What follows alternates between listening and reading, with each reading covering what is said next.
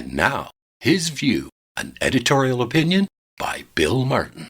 There are 5 political parties represented in our House of Commons. And when it comes to a federal election, a few imitation parties put names on some ballots. Throw in an independent or two, and there you have our political system. But in reality, when push comes to shove, we have a 2-party system with the Liberals and the Conservatives. They are, of course, arch enemies, the yin and the yang, the left and the right, or perhaps the black and the white of Canadian politics. But are they really? The Liberals would have us believe that Conservatives are right-wing, that they are mean-spirited, interested only in squeezing the purse strings and preserving the interests of the rich and the famous. The Conservatives, on the other hand, promote the belief that Liberals are left-wing, somehow carved from a communist bloc and interested in governing everything, including the everyday lives of all the people.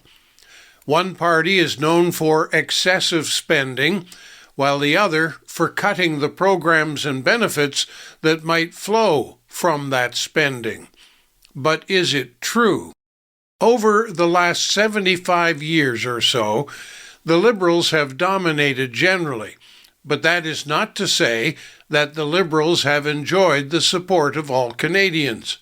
Credit for Liberal success goes more to dissension in the Conservative ranks.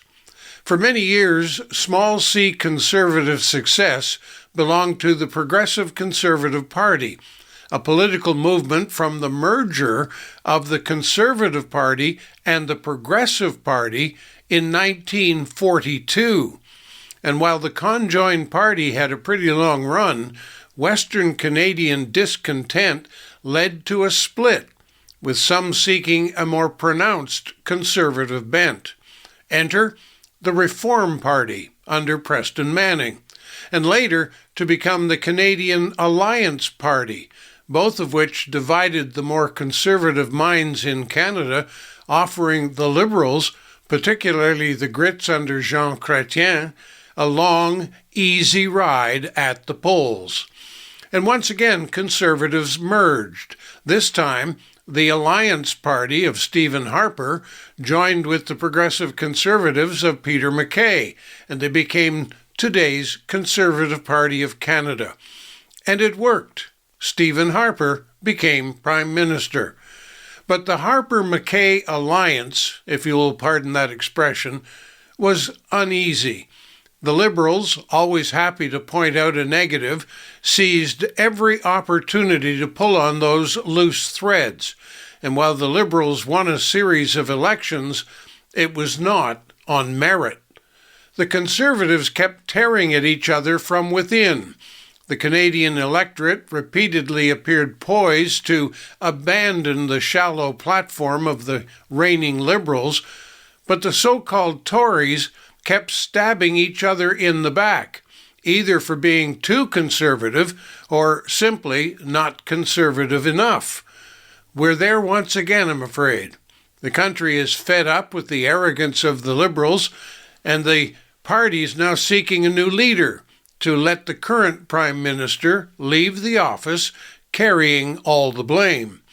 The new and supposedly improved Liberals will put lipstick on their latest edition, but can the Tories really rally around a man who is the perfect foil for Liberal attack? The debate is on in Conservative circles. Is Pierre Poilievre too conservative, or is he not conservative enough? The fact remains, if they cannot agree, they will see another Liberal Prime Minister, and they will have only themselves to blame. At least, that's my view. I'm Bill Martin. You've been listening to His View by Bill Martin. Listen every weekday at noon, 6 p.m., and midnight, right here on Radio from Hope Center.